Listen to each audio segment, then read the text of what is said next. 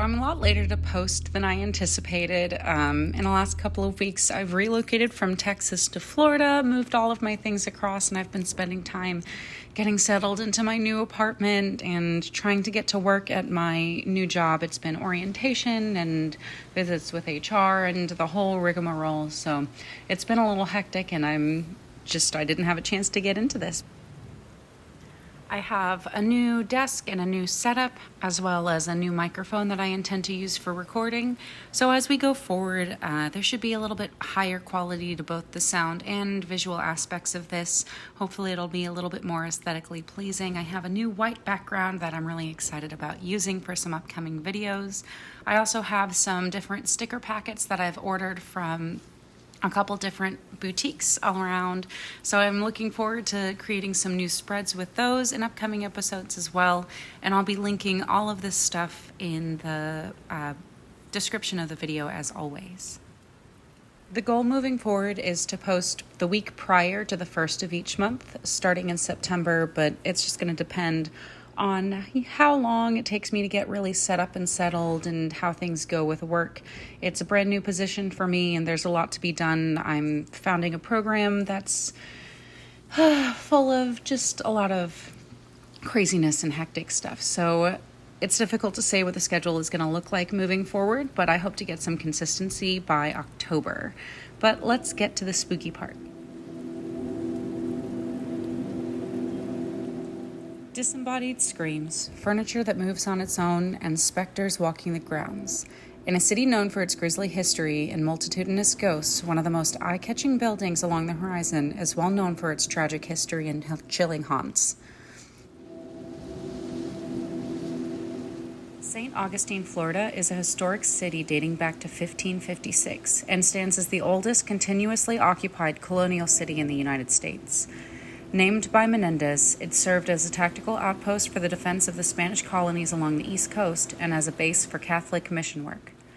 Its history encompasses trauma from centuries of violence and sickness, the Spanish slaughter of the French Huguenots, yellow fever, war, and even playing a part in the Underground Railroad. The city is steeped with death and fear. Our focus on this episode is on the St. Augustine lighthouse.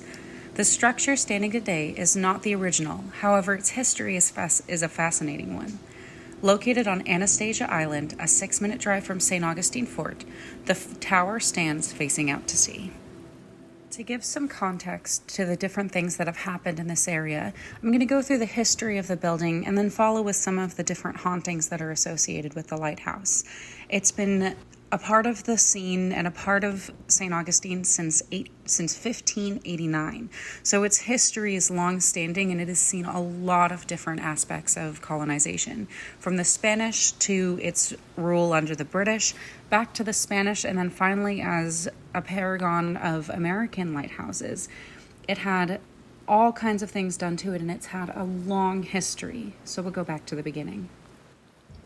In 1589, 2 watchtowers were constructed on Anastasia Island by the Spanish to keep enemy ships from taking the island. The northern watchtower would eventually become the lighthouse as we see it today, but the southern would become Fort Matanzas. This fort in the south of Anastasia Island is a grisly monument, which we will focus on in another episode. Its history is horrific, and it also is known for haunting. Matanzas means massacre, and as you can imagine, its name is exactly what it represents. In 1731 to 1762, it went through a change. In 1737, the Spanish replaced the earlier construction with a new 30-foot watchtower made of coquina. It's a stone local to the area, which is made from crushed shell debris, and it is easy to find and mine and also to use. It's used typically throughout the architecture there. The Spanish and British were at war, and the watchtower signaled which direction ships were traveling in. This was important because ships coming from the north were potential threats from the British. Just a few years before, in 1731, the British brigantine Rebecca had been boarded off the coast of La Florida by Costa Garda on a ship called La Isabela. The Spanish captain, Juan de Leon Fandino, reportedly cut off the ear of British Captain Robert Jenkins after accusations of smuggling. In 1739, Gracia Real de Santa Teresa de Mose was established north of St. Augustine. Spanish Governor Manuel de Montiano created the community for escaped slaves and free blacks fleeing from the English territories. Fort Mose attracted runaway slaves to Florida. Many traveled local waterways across the border. Running to freedom, of course, provoked the anger of the British planters, and British forces occupied Mose during General James Oglethorpe's 1740 siege of St. Augustine, destroying the fort. However, in 1752, the Spanish rebuilt the Fort Mose and free people lived there until the British occupation of East Florida in 1763. Fort Mose was the first free African-American community in the United States. In 1763, the French and Indian War, or the 7 Years' War, finally ended. The British and her American colonies had defeated the combined forces of Spain and France. Florida was ceded to Great Britain and divided into East and West Florida. The capital of East Florida was St. Augustine, a town of 500 homes. Spanish residents left for Cuba, taking everything, even the nails in the wood. The British arrived at an empty town. The British quickly heightened the Spanish watchtower on Anastasia Island with 30 feet of wooden construction. But shipwrecks continued to be a serious problem in the area. Provisions aboard the ill-fated supply ship HMS Industry have been studied by museum archaeologists. HSM Industry sank off the shallow St. Augustine sandbar in 1763, carrying cannons with distinctive markings, the crest of King George II, and the British Navy broad arrow. The cannons were destined for Fort Matanzas. Deaths related to the watchtower and its low visibility continued. On the night of New Year's Eve in 1782, some 16 ships wrecked while attempting to enter the harbor. The ships were a few of the hundreds used by the British to evacuate Charlestown, South Carolina, on December 14, 1781, following American victory in the Revolutionary War. Following the evacuations of its colonies to the north, the population of British St. Augustine swelled to about 30,000 people, about the same size as Philadelphia during the day. Thousands of Native Americans also came and camped outside the city gates seeking British protection. Governor Patrick Taunton struggled to feed and protect everyone, and he eventually closed out all British interests south of New York. Florida was ceded back to the Spanish in 1783 by the Treaty of Paris. St. Augustine was once again a military outpost on the fringe of Spain's colonies. The Spanish quickly torn down the British wooden construction atop the old watchtower and then refortified it with coquina. If the tower was used as a lighthouse by the British, it may have returned to use as a watchtower under the Spanish system. Eventually, Florida became part of the United States as we know it today. In 1822, a French engineer by the name of Jean-Augustin Fresnel invented and perfected the Fresnel lens, changing modern optics forever. Nevertheless, the U.S. Treasury was slow to adopt this improved system despite the visibility issues that continued to be a problem along the coast. Even though there was a high risk of shipwrecks, they resisted changing out the lens because of the cost. Instead, they raised the lighthouse another 10 feet in 1852 in an effort to improve visibility. But finally, in 1853, the St. Augustine Tower was ordered a new Fresnel lens. A single lard oil lamp fueled by whale oil was used for the light. The victorious American government relit the beacon in 1867. However, as the sea level was rising, it would not be long before a new St. Augustine light station was required. It was 1872 when Hezekiah Pitty, superintendent for the St. Augustine Lighthouse and construction project, realized that building the watchtower would take much longer than expected. He was already a year and a half into the project and knew he would be there for a while. A true family man, he decided to move his wife and 2 daughters from the chill of Maine to the heat of Florida coast to live with him. Given that his daughters were young, a lot of their time in St. Augustine was spent outside playing. The folklore of the area paints a picture of the girls running, crinoline skirts bouncing, and the workers involved watching with joy as they laughed. One day, Pitty's 2 daughters and 3 of their friends were pushing each other in a small rail car that was used for transporting supplies from the nearby pier to the lighthouse. This was their favorite game, and they played it often, their delighted screams and laughter echoing across the grounds. One day, though, their game ended in tragedy. They piled into the cart, disengaged the brakes, and began their ride down the line. This time, the The wheels of the rail car shifted, their screams changing from delight to terror, and the children fell off the pier, plunging into the cold water below. Fortunately, a nearby construction worker saw what happened and rushed to pull the children out of the water, but sadly, not everyone made it out alive. Both of Pitty's daughters and one of their friends drowned. The history after the renovation of the lighthouse included the keeping of Native American prisoners and even some tangential involvement in World War II, but that brings us to the ghosts of the property. Prior to the rebuild of the lighthouse, the Endro family kept watch over the grounds and the light. Maintenance and life working as a lighthouse keeper was hard on everyone.